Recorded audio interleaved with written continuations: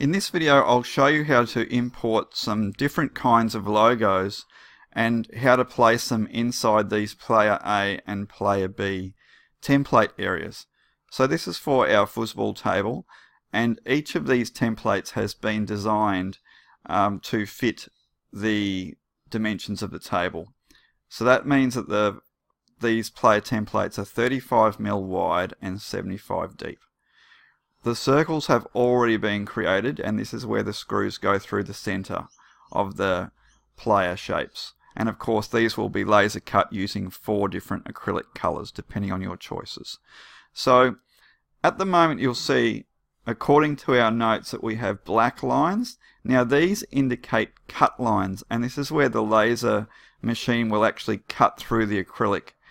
The red lines indicate etch lines, and these are sections where the laser will go into the surface but it won't cut through the acrylic. So that's called an etch, and again the black is called a cut. So let's get started. First of all, we go to File and we go down to Place. Now this should be a fairly familiar process. We did it in the baseboard template file. So you go to Place and then you scroll down and you find the image that you want to work with. Now I'm going to be working with this Broncos BW, meaning black white, file. So I'll click on this and then I'll go Place. This will bring it into our workspace, and I'm going to make this on the left side here, so I'm just going to click here. Now you can see it's too big. You've got a couple of options here. If you're using the Essentials Classic workspace, and you can see these image options across the top, Transform is still one of the best ways for you to work with this image. For instance, we know that the player is 35mm wide, so if I type in 35 and I've got my values locked and I tab, you'll see that now when I move this around, it's going to be already sized to fit the width of the player template. So that's quite handy. What you can also do though is just click on it if you prefer. Make sure you're in the first tool here, this selection tool, and then where you can see these little handles on the side, hold down the Shift key and then kind of scale in and out, and you can just manually and visually scale it that way. Now in the case here, you can see that the Broncos logo has a little bit of white outside it, so I'm going to make it bigger because all we're really going to be using is this black outline. So that's fine that it's overhanging. Now that I've done that, I'm going to embed the file. So I'll go Embed, and now this graphic is a part of our Illustrator file. The next step, we're staying with our image options at the top. We're going to click on Image Trace. Now what this does is it converts any image that you bring in into lines, curves and shapes and fills that Illustrator can work with. You do have lots of customizations here, and you can play with them if you want. However, if you are using a good file, using the simple default tracing preset will get you the result that you need. Having done that, we go Expand. Okay, you can now see these red lines, or they might be different color lines, but you can see that around the outside, and that means that we now have some lines and curves that we can work with.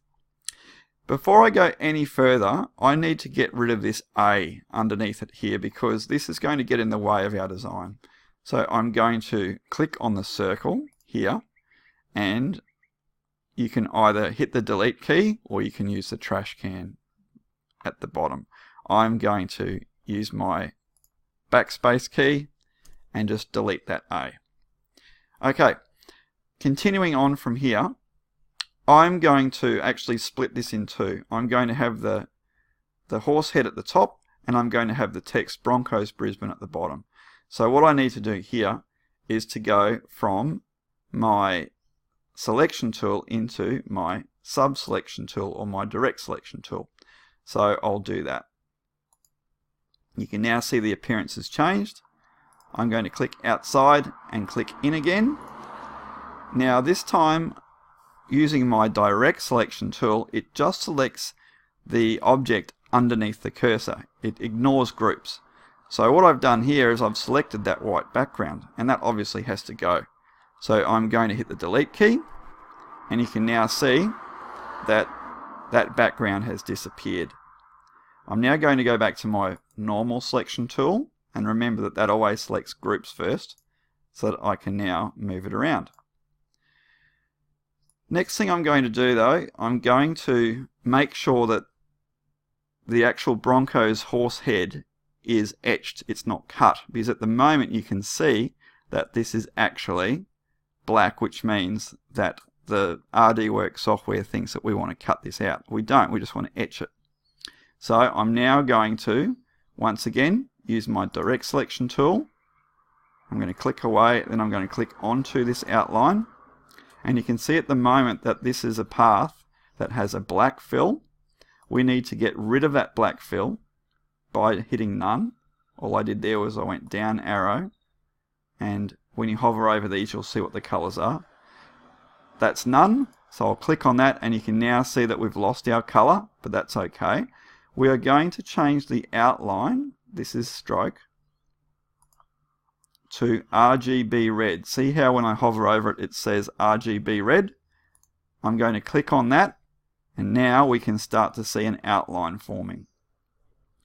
At the moment that's quite thick, so what I can do is actually go into my stroke thickness and drop that down to about 0.5. Okay. Next, I've got this eye here, and again I'm still using this direct selection tool, which gives me more of an option to select just small segments of what we're working with here. So my direct selection tool, I'm going to select the eye.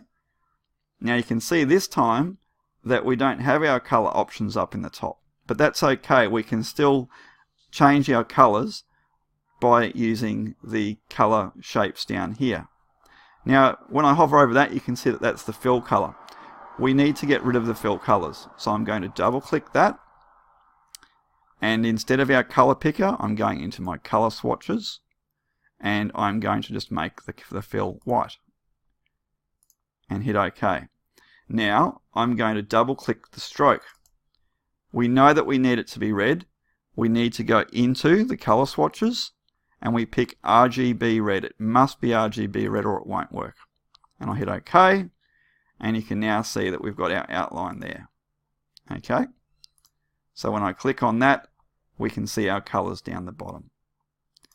Now I said that I was going to keep the horse at the top and move the text to the bottom. So the only way I'll be able to do this is by using my direct selection tool and clicking and dragging carefully out over the Broncos Brisbane section. And you can see that that's all been selected, and I'm now going to use my arrow key just to push that down to the bottom here. There we go. Once again, we know that we need to change this to be red.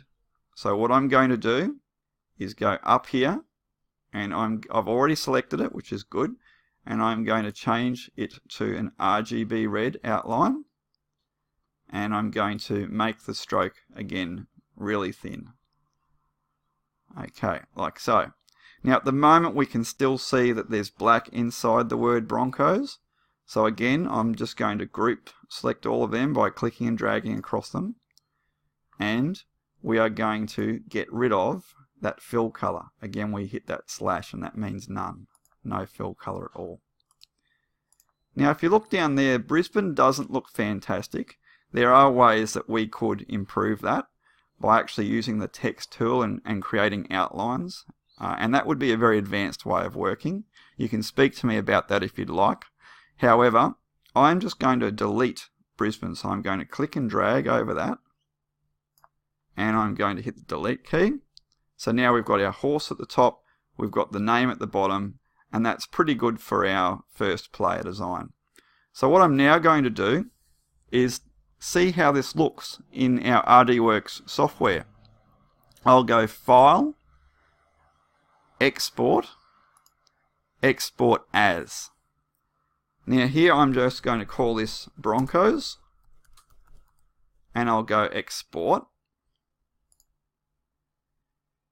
These are default options, just leave them as they are, they're fine, and hit OK.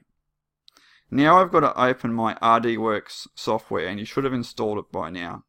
So I'm going to search for RD, that's it there, RDWorks V8, and hit enter. This only works on Windows, so if you've got a Mac you'll need to borrow a student's Windows computer for this part of the process. Here's our software, and this is our default workspace for RDWorks. We now go File, Import.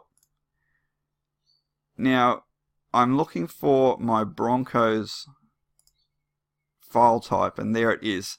Now you can see if I try to import this, the Broncos text is in red, that's good. The Broncos outline is in red, that's good, and the eye is red, but we've got a problem because you can see that the inner outline for the horse is white.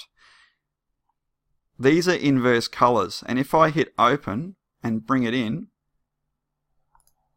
you can see that we have a problem because it actually thinks that this is going to be cutting. The red it's going to etch here and here, but anything black it's going to cut out, and that means that we have a problem with our design. So I'm going to close RDWorks, I'm not going to save that, and I'm going to go back here and try to find where the problem is. So it's obvious that this outline here thinks it's black. So what I've got to do is go down to the stroke, double click, just ignore all this and go to color swatches, change this to RGB red and hit OK. There you go, it's a bit thick, but that doesn't matter. Now I'm going to go once again, File, Export, Export As. That's still the same as before. Export. Yes. Default options. And now we go back into RDWorks. File, Import. We'll find our Broncos image. There it is. And you can see now that it's got it right. All our etch lines are red, logo, text, and our cut lines appear in black. And again, it's white at the moment because it's inverted. When I hit open and I click off it, you can see black here, you can see red here, and that's good. That means that we are now ready to go to the next step in our design process.